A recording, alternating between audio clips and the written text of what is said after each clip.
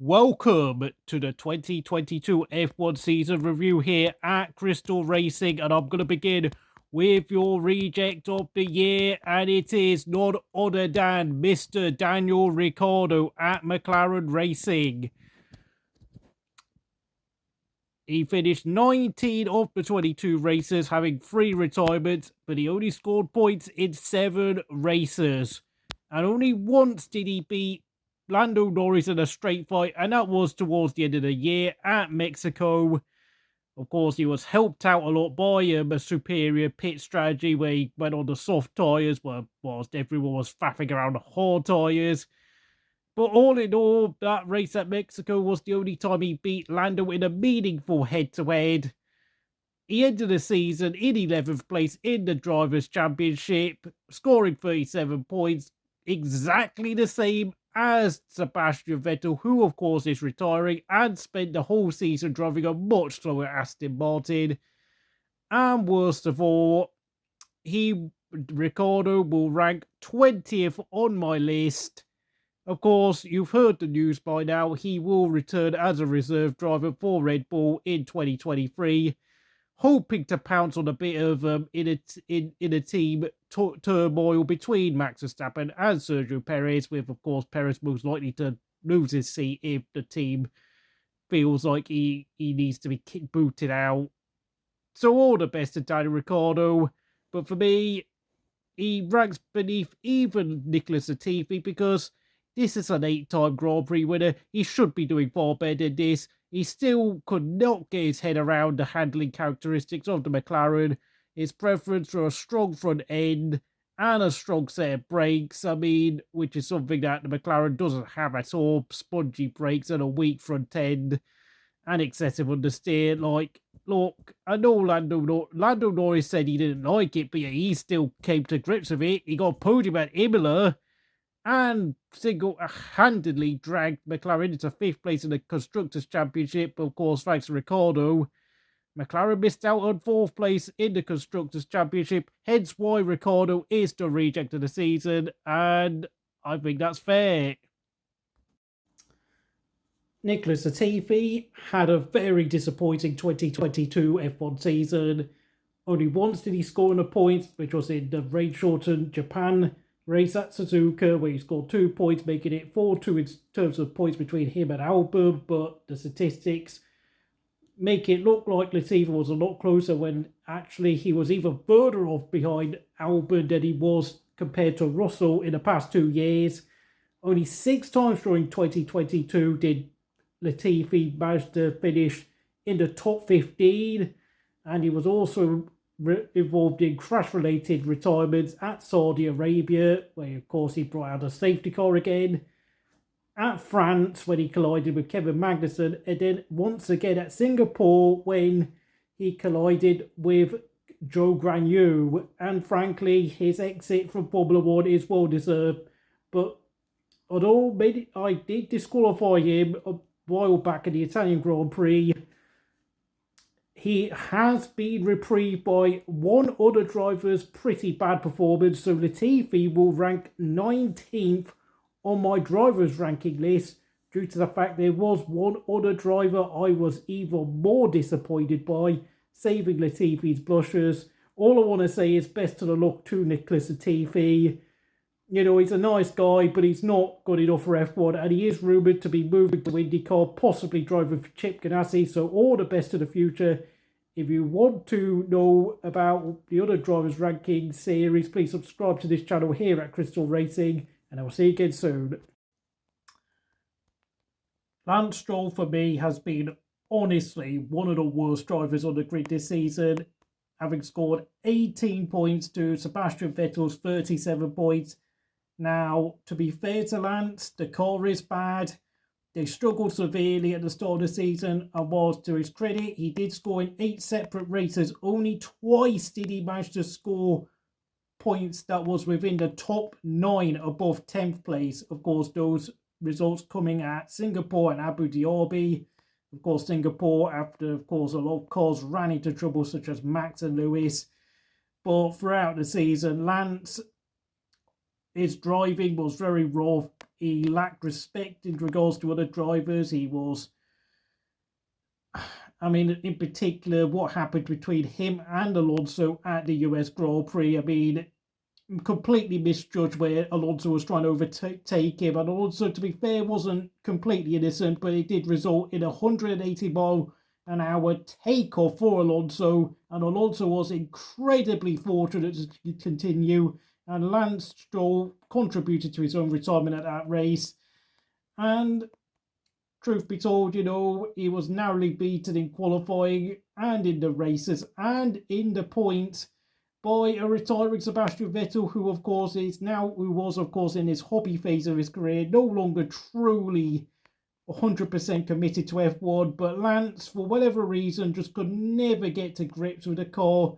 I mean, scoring only half of Vettel's points, and of course, because Alfa Romeo took P6 in the Constructors' Own countback, due to, of course, Bottas' 5th place at Imola and Stroll's 6th place at Singapore, it means that Aston Martin will only finish 7th in the Constructors, but that won't matter that much. However, next season, Stroll will be right up against double world champion Fernando Alonso, who, despite being 41 years old, is still driving like an all-time legend. And for me, Lance Stroll ranks 18th for my end-of-season drivers list. Honestly, it's his 6th year in Formula 1 now, but he is not showing any drastic signs of improvement. Especially, he has not built upon the great performances he showed in 2020. And frankly, if this carries on, I'm going to have to sit and wonder whether his dad should promote Felipe Drugovich into his seat, because Stroll really he's just not improving quickly enough. He's going to be in his 7th year and he still looks quite mediocre, which is quite worrying to say the least. Yes, he's 24 years old, but he started at 18, so what I was going to say, please subscribe to Crystal Racing for more reviews like this. 2022 was a very, very erratic season for Yuki Tsunoda, who did show some signs of improvement, but whilst he had a great start to the year, scoring points at Bahrain, being helped slightly by Gasly's early engine failure, Imola, Spain, where, of course, he picked up 11 points in the first 6 races. Unfortunately, he only picked up 1 more point in the rest of the season, of course, at Kota. Now, he did do well in qualifying. I'm not sure who won a qualifying battle between Tsunoda and Gasly, but as it was, of course, Gasly would go on to end up scoring 23 points over the season. So really, despite the fact that Gasly himself had quite a poor season, Tsunoda is very lucky to keep his seat for 2023. I've got to say, it's mostly because of the lack of talent coming through at Red Bull. And I think we'll see, if he doesn't improve, then we might see someone like Waza, his Japanese counterpart, take his seat maybe mid-season next year if Yuki doesn't improve. And we might even see Yuki be forced to give up his seat for Daniel Ricciardo if Red Bull decide they've got a problem with Sergio Perez and they might be planning on replacing Perez. So they decide to chuck Ricciardo in for a couple of races next year in Yuki's seat to try and get Ricciardo back up to speed again. I have to say, though, whilst, yes, there were flashes of speed and talent from Yuki, his hot temper remains, yelling radio message of saying, I'm doing really loudly and really aggressively, look. I will admit, I do actually see glimpses of my own personality in Yuki, the sort of fieriness, the absolute dislike of having to do corporate speak and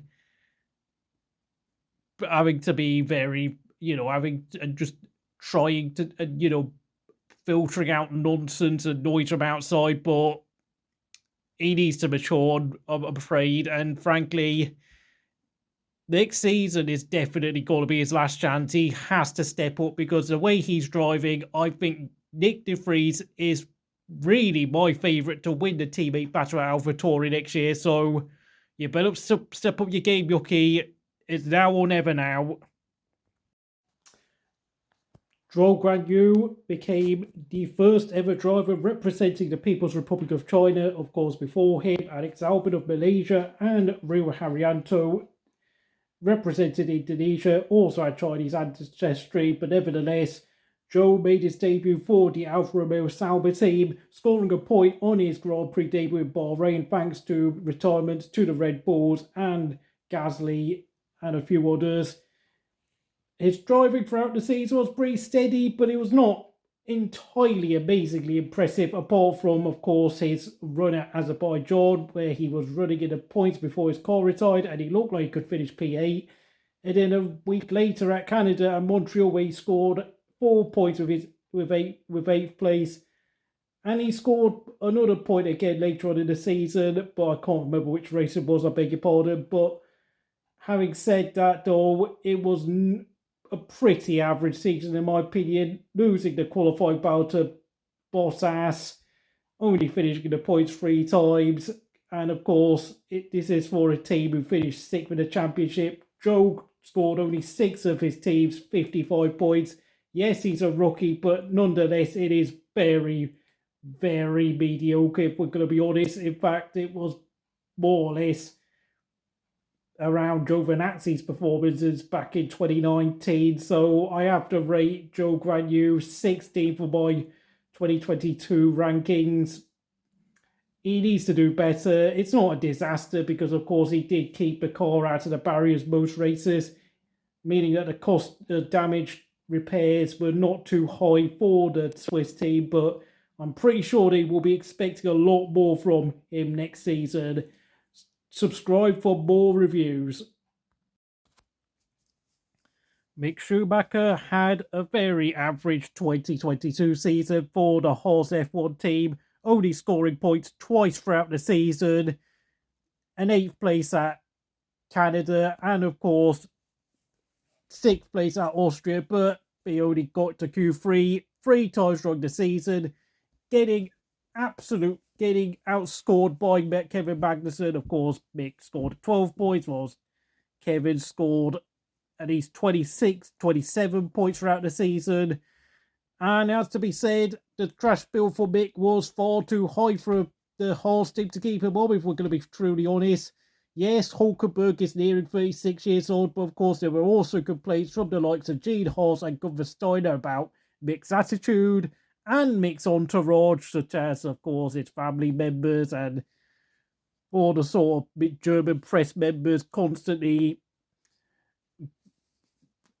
backing Mick, even if he wasn't actually driving well. And I have to say, whilst, yes, there were races where when the performance of the horse actually went down, Mick actually outperformed Kevin, because to be fair, Kevin got in a lot of accidents, but the truth of the matter is, though, I have ranked Mick 15th in my driver's ranking list.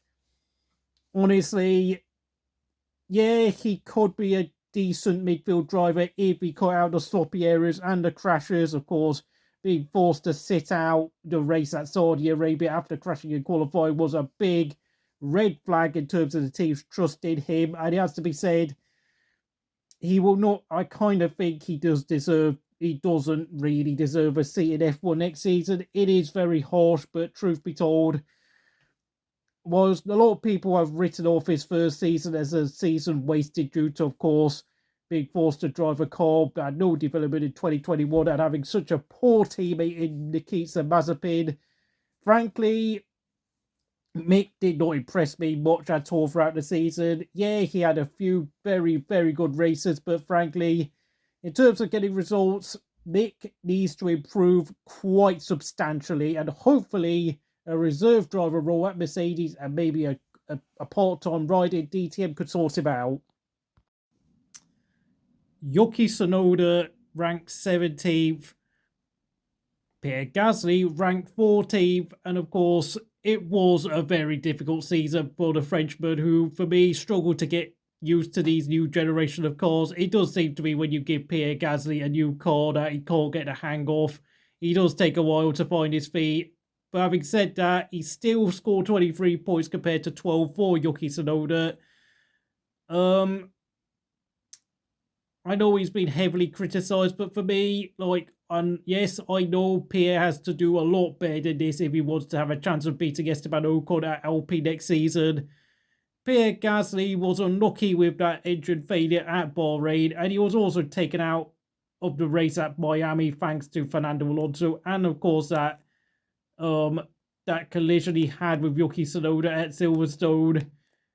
Having said that, some of his qualifying performances were not up to scratch. I think Monaco was arguably one of his big blunders, and I know he went out in Q1 quite a few times.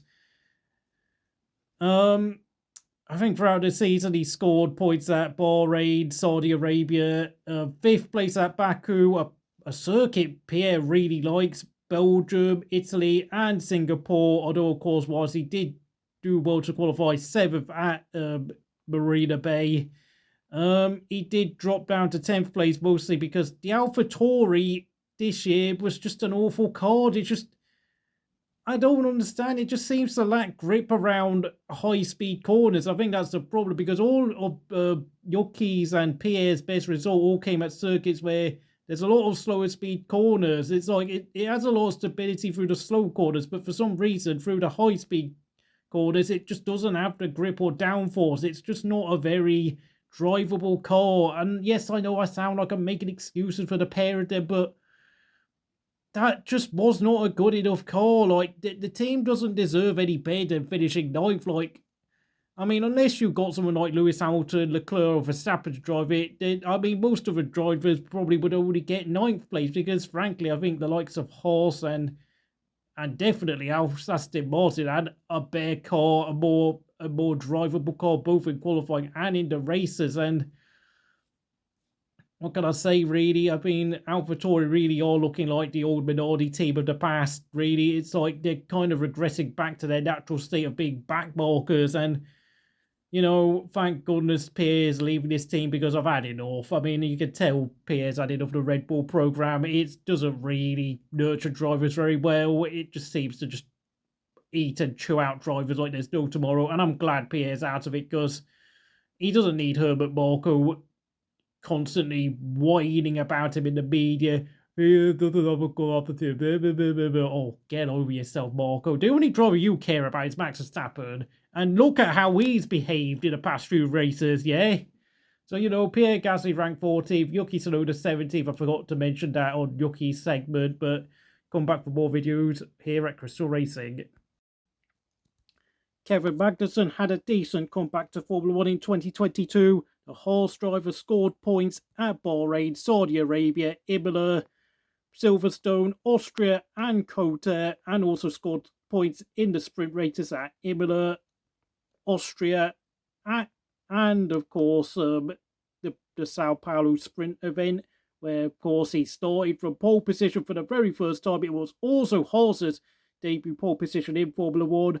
However, despite of course helping the team finish in 8th place in the constructor standings, he did spend an awful lot of the season getting involved in questionable first lap incidents with drivers like Lewis Hamilton, and his racecraft could still be a bit too over-aggressive and a little too emotional at times. But all in all, Kevin Magnussen is ranked 13th on my list, a decent comeback and a huge upgrade on Mazepin.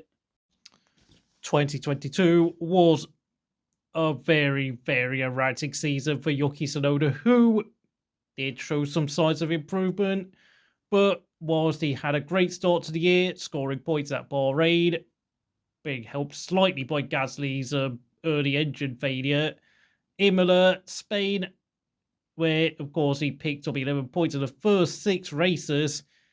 Unfortunately, he only picked up 1 more point in the rest of the season, of course, at Kota. Now, he did do well in qualifying. I think, I'm not sure who won a qualifying battle between Tsunoda and Gasly, but as it was, of course, Gasly would go on to end up scoring 23 points over the season. So really, despite the fact that Gasly himself had quite a poor season, I mean, Tsunoda is very lucky to keep his seat for 2023. I've got to say, it's mostly because of the lack of talent coming through at Red Bull. And I think we'll see, if he doesn't improve, then we might see someone like Waza, his Japanese counterpart, take his seat maybe mid-season next year if Yuki doesn't improve, and we might even see Yuki be forced to give up his seat for Daniel Ricciardo if Red Bull decide they've got a problem with Sergio Perez and they might be planning on replacing Perez, so they decide to chuck Ricciardo in for a couple of races next year in Yuki's seat to try and get Ricciardo back up to speed again. I have to say, though, whilst yes, there were flashes of speed and talent from Yuki, his hot temper remains, yelling radio message of saying, I'm doing really loudly and really aggressively, look. I will admit, I do actually see glimpses of my own personality in Yuki, the sort of fieriness, the absolute dislike of having to do corporate speak and having to be very, having and just trying to, filtering out nonsense and noise from outside, but he needs to mature, I'm afraid, and frankly, next season is definitely going to be his last chance. He has to step up because the way he's driving, I think Nick de Vries is really my favourite to win the teammate battle at AlphaTauri next year. So you better step up your game, Yuki. It's now or never now. Alex Albon's 2022 season has been very much underrated. What a comeback. A year out in the DTM series was a much needed break for the Thai British driver, of course, after that horrible 2020 year as Max Verstappen's teammate. But Alex Albon has come to a new team, a new car. He's got a new haircut. And boy, oh boy, does he look like a new driver. Points finishes at Australia, Miami, and of course, Belgium. Of course, at Australia, he did a 57 lap stint on the hard tyres before peeing on the final lap and held off Zhou for his first point for the growth-based outfit.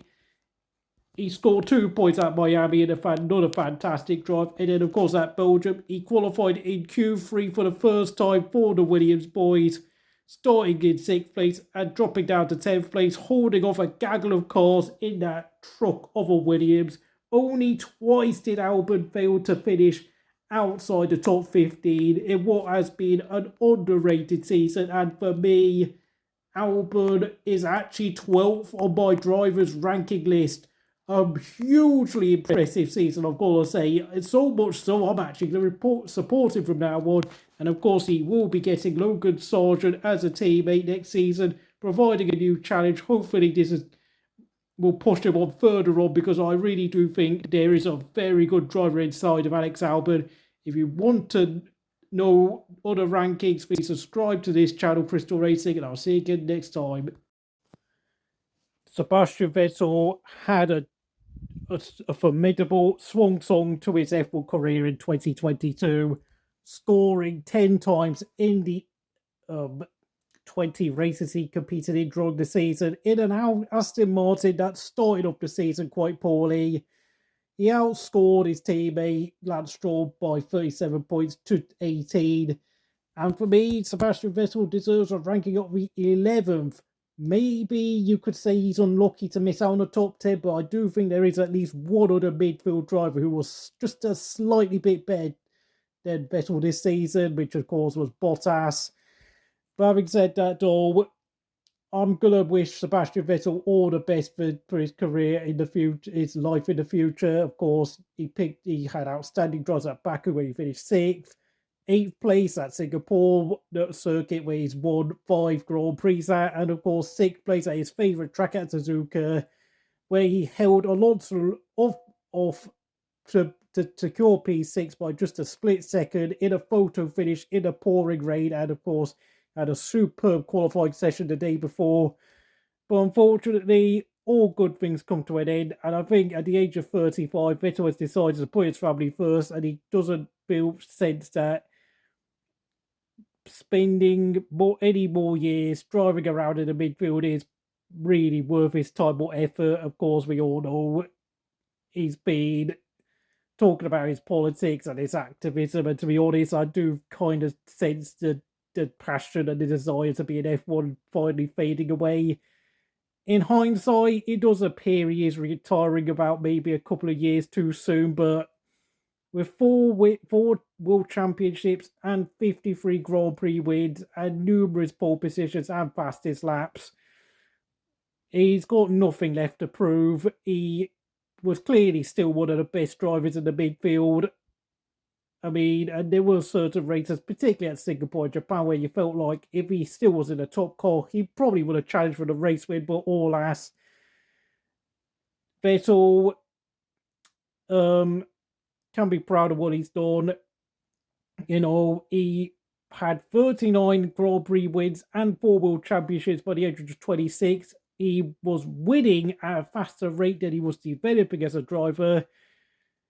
And arguably, when he came to Ferrari, he was still developing his all-round driving skill sets. But of course, he had to pull up with the politics of that team, which of course eventually wore him down, as we all saw during 2018 and of course 2019. Then of course that miserable final year in 2020 at the Ferrari team. But of course, the past 2 years has shown Vettel in a far better light. Of course, that final podium finish at Baku, since of course that podium at Hungary was disqualified, but nonetheless, yeah, good luck, Seb, and danke, Seb. Valtteri Bottas made his debut for the Alfa Romeo Sauber team in 2022, having driven for the likes of Williams and Mercedes, 10 times Grand Prix winner from Finland. He started off the season spectacularly well, scoring 7 races out of the opening 9 races, and of course the impressive run to P5 at the Emilia Romagna Grand Prix at Imola, having finished 7th in the sprint race the day before. However, what then followed after the first 9 races of the season was 10 races of pure struggle, where Bottas would succumb to reliability failures 5 times in the next 10 races. And during that time, he also started getting out qualified by Zhou Guanyu, just struggling for all-round performance and feeding for the car as other teams caught up with. Of course, Alfa Romeo's lack of budget really started to affect them around this time, and arguably, with the team ranking at least around 5th and 6th by the time they reset the wind tunnel time for all the teams in the sport, it really starts to catch up with the Alpha boys. But nonetheless, come the last 3 races of the season, Bottas finally scored a point again at Kota in the USA, and then looks set to finish 5th at Brazil, but thanks to the safety car and on all tyres, he dropped down to P9. But thanks to his efforts of scoring 49 points over the season, his 5th place finish at Imola was enough to drag the Alfa Romeo boys into P6 ahead of Aston Martin in the constructor standings, and Bottas will remain at the Swiss team for 2023, and hopefully he will continue being a consistent, steady driver, because that's exactly what they need right now. He ranked 10th on my 2022 drivers list. So once again, just like 2021, he's grabbed another top 10 finish in my rankings list. Well done, Valtteri. Next season, Esteban Ocon will have Pierre Gasly as his teammate at Alpine. He's ranked 9th for this list, and he scored in 16 races out of the 22 we've had this season, and beat Alonso in the point standings. For me, when it really came down to those big opportunities, Alonso always looked like he was the one who was most likely to get a big result, and especially when both cars were working fine and had no reliability issues, which of course the Renault engine, was powerful, is really a bit cranky, and that is a big concern for me next season. And I will say that whilst Ocon had notably great performances at places like Austria, where he finished 5th in the main race and 6th in the sprint race, and then of course, finishing 4th in the wet at Japan, which of course was a rain-shortened race, red flagged of course due to time limits. I've got to say, there were some very worrying incidents that occurred again with Ocon and his temperament. Getting in the way of Alonso at the start at Hungary, which of course allowed Lewis Hamilton to overtake both of them at the start. Like, that's not team work, that's not being a team player. And then, of course, that Brazil sprint race, pushing Alonso off the road on the first lap. And then, of course, he was Alonso lost his rag and then decided to deliberately punch Ocon's tyre, which of course also resulted in Alonso snapping his front wing and meaning that both Alpines couldn't score a point in the sprint race. Ocon really is, whilst he is very consistent, as of course, his junior results showed, especially in his 2015 GP3 winning campaign showed, where he practically finished second in almost every race, apart from, of course, a couple of race wins throughout the season. I'm not really sure he's got the talent and that real Midas touch to take it to the next level and challenge the likes of Norris, Verstappen, Leclerc. I have to say, whilst Ocon will probably be more consistent than Gasly next season, I think Gasly will be the one who'll get the standout results. So Ocon, whilst yes, he's improved somewhat, more consistent, getting more results, I think he needs to improve some of his qualifying to a certain extent. And yeah, I'll on to the next video. Carlos Sainz had a decent season in 2022, but was it amazing? Not really. He finished 5th in the Drivers' Championship, but on this list, he is ranked 8th. He took his maiden Grand Prix win at Silverstone, as well as, of course, his maiden pole position. He also took further pole positions at Spa, at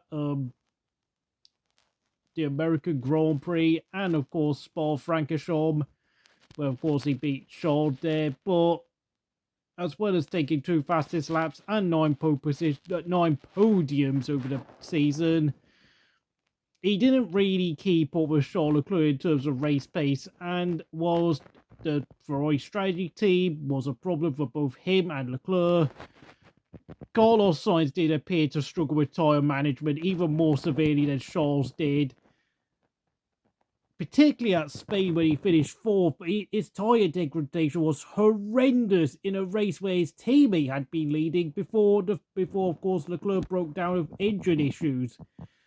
And that was a race where, of course, George Russell was fighting with the Red Bulls for the win. Of course, George Russell driving an absolute wheelbarrow of a Mercedes W13. I'm not really yes, Sainz's performance has improved towards the end of the season, beating Leclerc in a couple of races, such as Mexico and, of course, Interlagos, although, of course, Leclerc did have a penalty. I'm not entirely convinced Sainz is a championship contender next season, and he's got a lot to improve. A mixed bag, really. He's only ranked 8th on this list, of course. Esteban Ocon is ranked 9th, if I forgot to mention. So, next one. Fernando Alonso, ranked 7th on my list, whilst his teammate Esteban Ocon is ranked 9th. Alonso, in my opinion, was the better driver than Ocon, despite scoring fewer points over the season. But all in all, their performances combined did guide Alpine to 4th place in the Constructors, giving the team much needed prize money. And of course, as you all know, love is love. But I've fallen out of love with Alpine. Our plan is dead. It's time for La Mission. Aston Martin, here we come. That's right. Alonso's had enough of Alpine, of course. Teammate collision, that incident at Hungary where Ocon got in Alonso's way at the start and allowed Hamilton to overtake both of them into the first corner. And, of course, those collisions, particularly at Brazil. You can tell Alonso's had enough. And to be honest, as much as I would like Alpine to do better next season and get closer to top 3, I do think Alonso kind of has seen the writing on the wall in terms of what's going on at the team. Although I'm not sure how well he'll get on with the Stroll family, and of course the fact that the Strolls do make sure that Lance does get very favourable pit strategy decisions. But nonetheless, for me, Alonso, when the car was working, when he wasn't getting bad luck, I think he was the 7th best driver of the season. It shows who he really is. Got a feel for you, Checo Perez, but unfortunately, whilst you did manage to finish 3rd in the Drivers' Championship and only 3 points behind runner-up Charles Leclerc, on this list, you only rank 6th. Yes, you had 2 fine victories throughout the season at Monaco and Singapore, but that did come from Max Verstappen having problems. And far too many times in qualifying, you were about 8/10 off the pace behind Max Verstappen. Your tyre conservation abilities really have come under question. I mean, many times you just faint. Your race pace was arguably just almost as bad as your qualifying speed. And whilst, yeah, you did provide a bit of help drawing the season to Max, moving over at Spain, moving over at Baku, I have to say, Leclerc deserved that runner-up spot in the championship far more than you did. And whilst I do feel very bad for you in terms of what happened at Brazil, that really was a disgustingly rude thing by Max, by the way. I have to say, you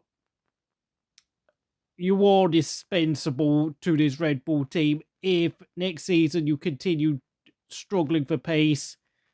And if you lose your ability to block good drivers and you decide to refuse to take on weird strategies to help out Max, 2023 could be the last time you drive for Red Bull, especially with Daniel Ricciardo now in reserve.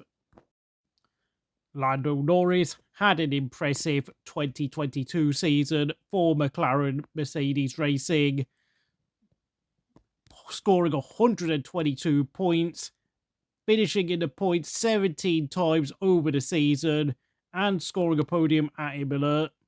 In addition, he also set the fastest lap at Baku and the final race at Abu Dhabi in what was yet another fantastic display of his prodigious talent, scoring over 75% of McLaren's constructors' points this season and bringing them to the final round of potentially snatching P4 had, of course, there'd been many retirements in that final race, but of course it was not meant to be. And in truth, McLaren were let down by Lando's teammate Ricciardo, who once again struggled even more than he did the previous season. Lando is ranked 5th on my end of season list, and of course in the Drivers' Championship he finished 7th, the best of the rest. Very good work by young Lando, and I'm sure next season he'll continue performing very well. Of course, he's also signed a very long contract extension, showing the team's faith in the British driver's ability, and all the best once again. Lewis Hamilton had a tricky and trying 2022 season for the Mercedes team. But nonetheless, despite his early season struggles, basically doing glorified testing runs for the recalcitrant W13 chassis, he did go on to have great races at places like Silverstone, Austria, Hungary, Kota, and Sao Paulo, where he finished on the podium. Throughout the season, he took 9 podiums, but no wins, no pole positions. I mean, first time I think he's never taken a single win, nor a pole position in a season during his whole entire F1 career. Of course, that season was indeed his 16th year in the sport. Quite impressive, really, but I'm not really sure Hamilton would have been bothered to take a win or a pole position this year, considering he was never in the championship fight due to the lack of speed for his Mercedes. And he did play a very winning team role at Sao Paulo when he realised George Russell had a chance to win the race, and he just didn't fight him because he thought, well, better to give George Russell a bit of morale, unlike Max Verstappen, who decided to snatch P6 of his teammate and refused to give it back like a sport child. Was, of course, a seasoned pro like Lewis Hamilton realised that in order to keep your potential number 2 teammate happy, you've got to let him win a race every now and again. And that's what Lewis did. He took a lot of hits on the team this season, struggling at Imola where he couldn't overtake Pierre Gasly due to the fact he was essentially struggling with a Mercedes with proporting issues due to the new ground effects regulations. But when the floor regulations were introduced mid-season after Hungary, Mercedes looked a lot more on it, and Lewis Hamilton was arguably unlucky to lose a potential race win at Holland, but of course he didn't come in and pit for new tyres, which ultimately costed him due to the fact he didn't want to lose track position against Max Verstappen. But as it was, Lewis Hamilton is ranked 4th on this list, despite finishing 6th in the Drivers' Championship, due to the fact that I do acknowledge he did do very well in the second half of the year. George Russell had a great first season at Mercedes, finishing in the top 5 in 19 of the 22 races this season, taking his maiden win at Sao Paulo, taking his maiden pole position at Hungary, taking 4 fastest laps: Singapore, Sao Paulo, Mexico, and Kota. Of course, he managed to finish in, finished in 3rd place in the Drivers' not 3rd place, 4th place in the Drivers' Championship. But on this rankings list of mine at the end of the season here at Crystal Racing, he is ranked 3rd. A fantastic season for the boy from Kingsley in Norfolkshire in Britain. Whilst he was very consistent, I will say, though, we have to remember Lewis Hamilton did sacrifice the first half of the season to sort out the handling issues with the Mercedes. And I have to say, in the second half of the year, Lewis Hamilton, when the car looked in a bad condition, looked like the faster driver and more likely to extract the full performance. And it has to be remembered, Lewis Hamilton was the one who did have a collision with Max Verstappen earlier on in the race at Brazil. But having said that, though, George Russell was very quick, very consistent, although I do think he needs to make some improvements to his driving if he wants to be a championship contender. Charles Leclerc ranked 2nd in the Drivers' Championship and also ranked 2nd on my drivers list. A season of wasted opportunities for the Ferrari driver, not due to him, the driver himself, but thanks to his team, whilst Charles Leclerc started the season off brightly, winning at Bahrain, winning at Australia, and then winning again at Austria. He took 9 pole positions, and, when you look at his career stats, he has a total of 5 career victories and 18 career pole positions. I don't think I need to repeat myself again, but Ferrari's reliability issues at places like Spain, Austria, and many other places, and as well as, of course, their ever so amazing pit strategy crew, and Nakiwo Wada, what a genius. Calling him, leaving him out for too long at France, meaning that his tyres wore off and he crashed into the barriers whilst leading the race. That hilarious strategy at Hungary, which, Leclerc and Sainz started 2nd and 3rd, but ended up 4th and 6th. You worked that one out. That hilarious decision to try and bag Leclerc a fastest lap point at Belgium, only for him to be overtaken by Alonso. And then, of course, whilst having gone into the pits for the fastest lap attempt, broke the speed limiter, meaning that he ended up being given a 5-second penalty after overtaking Alonso. And, of course, he didn't get the fastest lap point. And, to be honest, at times towards the end of the season, Leclerc just looked like he had given up the will to live. And the question now remains, should Leclerc leave Ferrari come the end of 2024? If things do not improve next season, the answer could increasingly become yes. And your driver of the season is indeed Max Verstappen, the double world champion for Red Bull Racing. 15 wins and winning the championship with 4 races to go. It was a near perfect year for the 25-year-old Dutchman. However, there was just one blemish, and it was that incident at Brazil. The championship for both team and driver already sewn up. Max had been given the call to overtake Sergio Perez to take P6 in order to challenge Fernando Alonso. And when the team decided that Max's chances of catching Alonso were gone, they called him over to return P6 to Checo, and Max said no because apparently he thinks Checo crashed on purpose in Monaco. Look, even if Checo did crash on purpose in Monaco, I'm just going to say this for you, Max Verstappen. There's a thing called being the bigger man. You could have just given P6 back to Checo, okay? But instead, because of the fact you stubbornly held on to P6 to prove a point, you could be losing your wingman and ally in a championship fight next year. If you lose the championship next year, it will probably come down to the fact that Checo refused to follow team orders on your behalf. I mean, look, we've had many team orders debacles, such as, Ferrari at the 2002 Austrian Grand Prix, Ferrari at the 2010 German Grand Prix, Mercedes at the 2018 Russian Grand Prix, incidents such as Senna and Prost hitting each other at Suzuka in 1989 and 1990, Schumacher hitting Hill at Adelaide 1994, Schumacher hitting Villeneuve at Jerez 1997, many incidents, but most of these incidents were all linked to championship fights. Your championship fight was already over, and yet you decided that you needed to seek revenge in a dead rubber race just because you and your dad got so annoyed at what happened at Monaco.